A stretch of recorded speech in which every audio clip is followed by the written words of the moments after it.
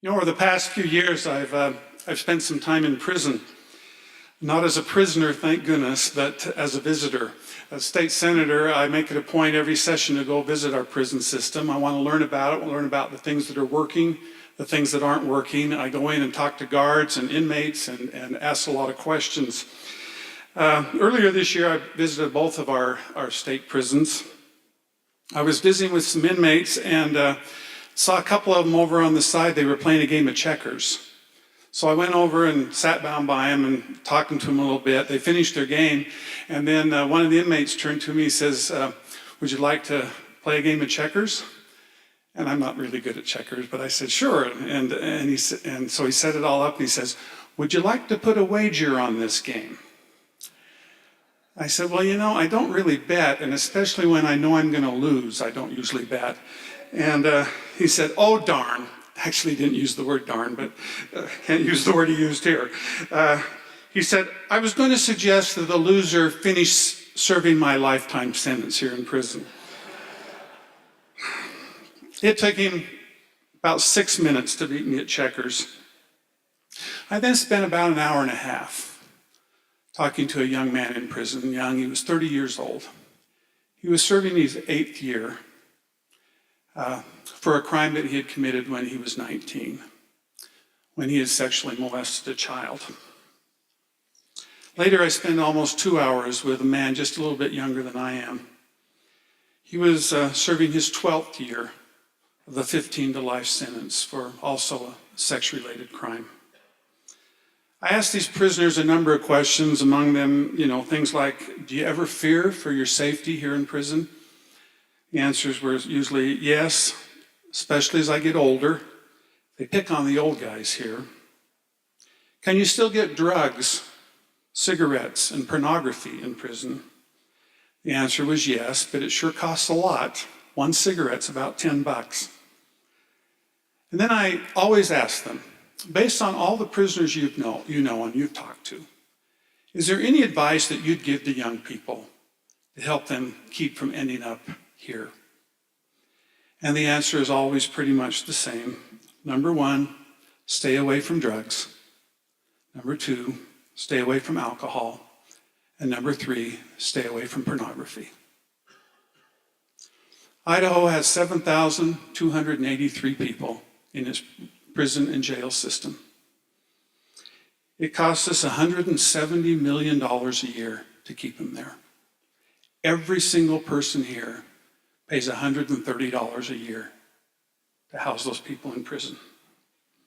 The chairman of the Idaho Senate Judiciary and Rules Committee, that's a committee on which I sit, that talks about crime and punishment and all those things, he testified recently that the 2 major causes of criminal activity in Idaho are number 1, methamphetamine, and number 2, and this might surprise you, he said was internet pornography. We know from research that pornography consumption is correlated with domestic violence and battery. We know that some of the most sadistic marital rapes and abuse are strongly correlated with pornography use. So there are real safety issues involved here. That pornography is not just looking at pictures online, and the types of pictures that are viewed are drastically different than that of past years. There was a recent study done by the University of Arkansas, and they did a random sampling of pornographic scenes. I was glad I was not involved in this study. They did a random sampling of pornographic scenes from the top 50 best-selling pornographic videos. What they found was that in 88% of the scenarios depicted, there was violence combined with the sexual act, whether that was verbal aggression or physical aggression or all-out rape. But in only 4% of those scenes was there any negative response from the female. So the really frightening message in that is it eroticizes sexual violence. And if any of us here are thinking, well, these are just pictures, these are just swimsuit pictures or nude stills, please, that is an assumption that will not serve you well when you're dealing with families, because a lot of this material is vile and extremely destructive. A couple of years ago in Richmond, California, there was an incident that I think is emblematic of this generation of young people. The girl who was the leader of the prom dance left the gymnasium, and she was surrounded on school property by a group of boys, and one after another they raped her. This went on for 2 hours, and this circle of kids, no one called police, but they got out their video cameras and videotaped this scene. Several of them did. Now, let's just break that down for a minute. Rape is one of the most serious crimes. Why would these kids engage in this felonious behavior? And I submit it is because they've been there before this incident. They may not have been there physically before, but they've been there mentally. Dr. Sharon Cooper, who is a pediatrician and a professor of medicine at the University of North Carolina, who has studied the effects of pornography on children, says that children view pornography different than adults. When a child views pornography, they actually believe that they are experiencing what they are watching. That's different than an adult. Adult might want to experience that, but a child's brain tricks them into believing that that is something they are actually doing. Pornography, she says, normalizes sexual harm. Pornography normalizes sexual harm. The Supreme Court in 1986, in the case Renton versus Playtime Inc., heard a case out of Renton, Washington, where they wanted to open up a strip bar in their downtown district. Let's say it's similar to this. We're right out here on Main Street. They wanted to come in and open up a big strip bar. Well, the city council said, no, you know, we're not going to stop you from opening, but you're going to have to open up out on the outskirts, because what you do causes problems in our community. That case went all the way to the Supreme Court. At the Supreme Court level, they reviewed what was called the land use studies. The land use studies was made of 25 major metropolitan areas that had strip bars and porn stores. In all the studies that was done by 25 different, some by universities, some by law enforcement, they all come back with the same conclusion. There's 3 things that happen when you have a sex-oriented business in your community: increased crime, decreased property values, and urban blight. We also know that there are links with job loss and financial strain, pornography-related debts.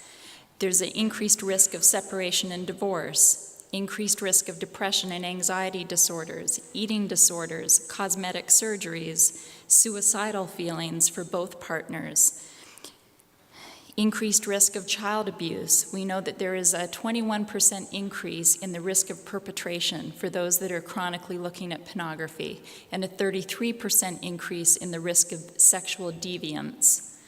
So this is a serious matter and needs us to broaden the view from just the consumer to how are the people in that consumer's life directly impacted. Why do we have a boom in child pornography today? You just do a Google search on your computer for child pornography in the news section, and you'll just find endless stories, tens of thousands of them, and every day there's more. Where did all these child pornographers come from? They aren't pedophiles. They're people like you and me who began looking at pornography. But what you have to understand is the brain science that gets them from Playboy to child pornography. And Dr. Norman Dodge, who is the author of the best-selling book, The Brain That Changes Himself, wrote a very simple explanation of this. It's not a full explanation of what happens with your brain, but it's an important explanation. He points out that there are 2 pleasure systems in the brain. One is dopamine-fueled. This is the excitement pleasure system. And for example, in marital sex, you get excited, and the dopamine fuels that excitement to have sex. Then after sexual sexual relations, you have endorphins that give you that satisfactory pleasure. That's the satisfactory pleasure system in the brain. Two pleasure systems. But with pornography, there's only the dopamine-fueled excitement pleasure. So a man looks at pornography and he keeps wanting to look at pornography. There's no satisfaction. You don't just say, I've had enough. No, you keep going to harder and more deviant material. And the sad thing is, the more you look at it, the more dopamine your system will have to produce in order to get you excited. But to get excited, you will have to move to harder material. Those Playboy images won't satisfy you. So you'll go to all kinds of terrible acts of sex, rape, incest, etc., and many will deviate down to child pornography. That's when they get caught. Every investigator of child pornography knows this to be true. Most of the people, the overwhelming number, more than 99% of those that they investigate and convict for child pornography are not pedophiles. There aren't that many pedophiles in America. Now that is a psychological problem, pedophilia, and it's not something you're born with, you can develop, but these people that are being arrested today are people who were interested in adult pornography and went down. Earlier today in the morning session, the consequences of pornography were referred to. Mention was made of the fact that you can lose your family, you can lose your job, you can lose your membership in your church. But if it involves child pornography, I'm here to tell you, and you need to let people know this, they will go to prison, which is another pretty serious consequence that people who are into this need to be aware of. Sexting is a big issue that's sweeping our high school, our nation's high schools. And what I mean by sexting is inappropriate images are being taken and forwarded on via cell technology. And they think it's funny to begin with. Let me walk you through a scenario. A girl and boy are dating. The boy sends the girl a text, send me a picture. The pressure starts. The girl gives in and sends him a picture. He keeps it, saves it on his cell phone. They get in a fight. A few months later, they break up. Boyfriend's mad, sends the picture on. Sends it to his friends, and you know how that works. The old Vidal Sassoon. You tell your friends, we'll tell two friends, that type of thing.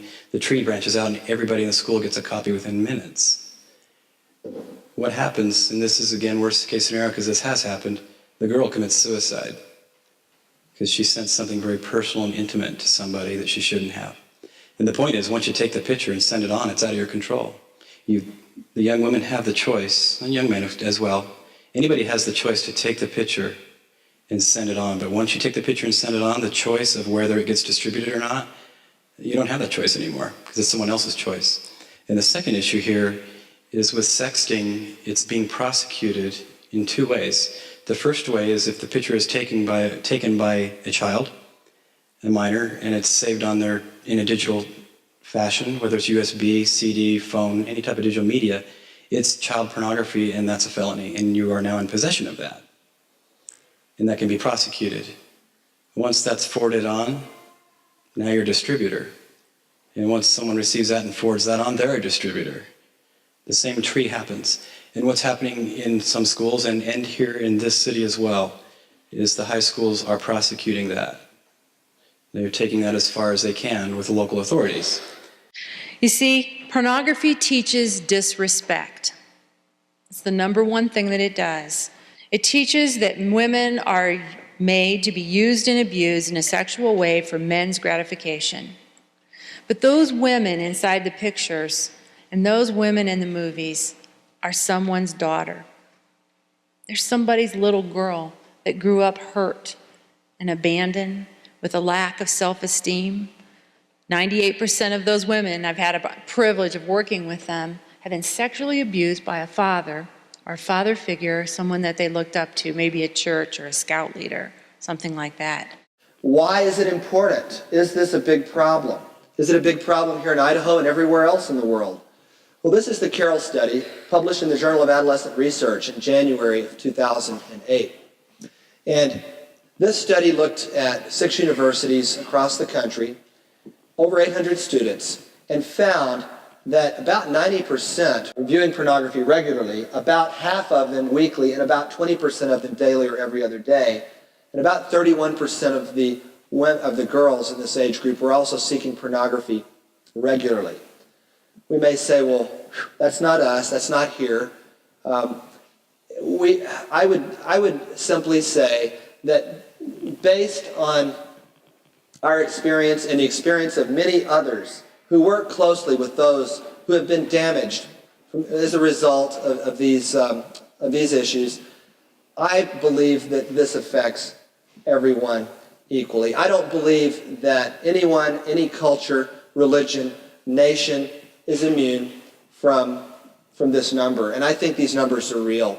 Statistically speaking,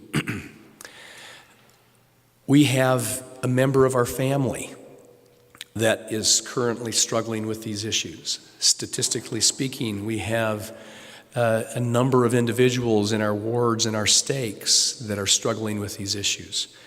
Statistically speaking, there are a number here who have either struggled with the problems of pornography and sexual compulsivity, or are currently struggling with it. First, the myths.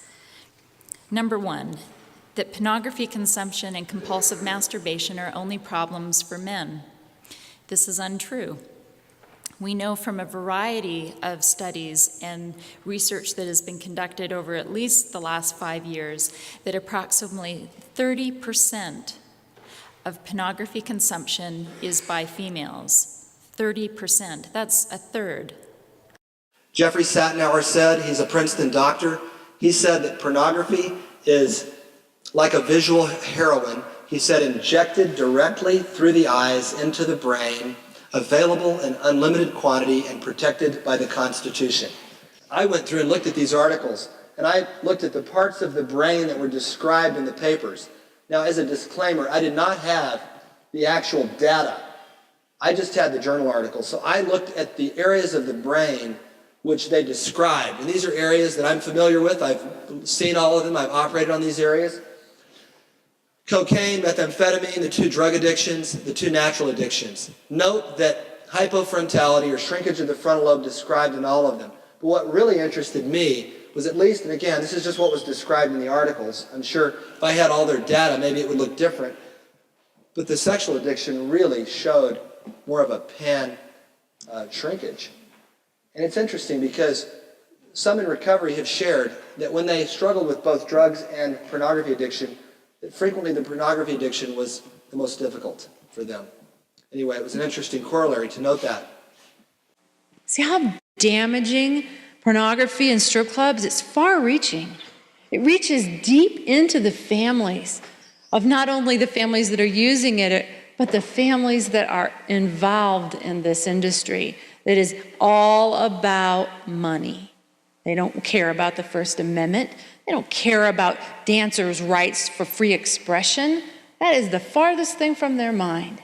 And I know that from people that I know that have come out of the strip bar industry, that have been managers of the strip bar industry. They don't care about your community, and they're not trying to bring tax revenue to your community either, because Laverne told me that, I never paid taxes. In fact, I had an accountant that I had to use that was through the strip club. I had to give him my stuff, and he cooked all the books so that I ended owing zero in taxes at the end of the year, and they never took anything out. To a large degree, I would say the only people really defending pornography are those either viewing it or those profiting by it, or some way tied to the industries that do. So let's just talk for a brief minute what these laws are. Did you know that it is a violation of federal law, 5 years in the federal penitentiary, to distribute hardcore or obscene pornography on the internet? That shocks most people. You mean all that stuff on the internet is illegal? Yes. And there's hundreds, thousands of commercial websites that distribute pornography. It so happens that most of that really only a handful of companies control most all the commercial sites where porn is distributed on the internet. But that's illegal. Did you know that it's illegal to distribute hardcore obscene pornography on cable and satellite? Yet Comcast, Verizon, all these companies distribute it. Why? Their general counsels are telling them this is illegal, but go ahead and do it because the Justice Department under this administration is looking the other way. They favor pornographers rather than the rest of us, and so they can get by millions of dollars they'll earn, keep it on there. And so they're absolutely operating illegally. And do you know that if there was one prosecution, the Justice Department could take Comcast satellite. They could take their buildings that they distribute this from. And because under federal law, if you break the law, you can be required to forfeit all the property that you use to break that law. Did you know that it's illegal to distribute that hardcore pornography that's in most hotels and motels? That is illegal. The porn channel is absolutely illegal. But we could do away with that. One company controls all that hardcore pornography that goes into all those hotels. So one prosecution and all hotels would be clean in America? Aren't we deserving of that? That's a law we got passed. Finally, it's illegal to distribute pornography in a retail shop. If you have a porn shop in your community or in your state, they're operating illegally under federal law. The U.S. attorney, federal prosecutor, can send the FBI in there, gather all the evidence from their illegal porn shop, and bring them to trial, convict them, and own the building, own the bank account, own the guy's car. If he's been working out of his home, own the home. Now, why aren't those laws enforced? Because someone favors pornographers over you and me. Under the current system, and this is really unbelievable sometimes, probably the safest place to go to look at pornography is at public libraries.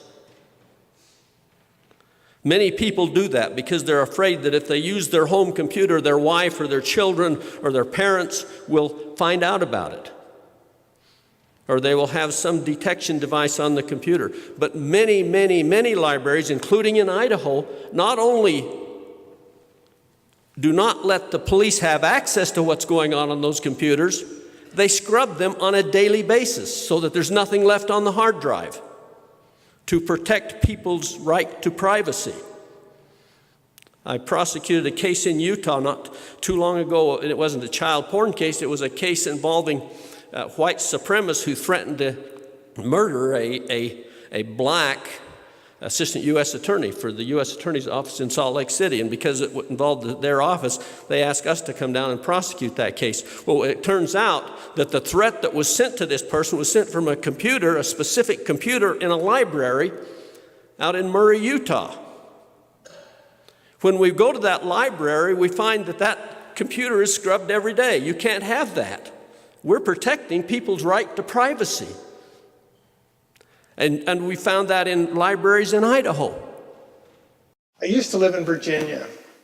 I moved here about 18 months ago. I work with LDS Family Services. I've been working with them for about 26 years now.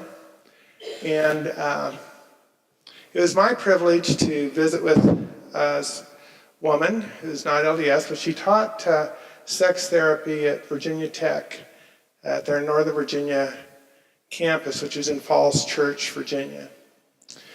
And she is among those professionals that teaches the use of pornography in a marriage relationship to quote unquote jumpstart the sexual relationship.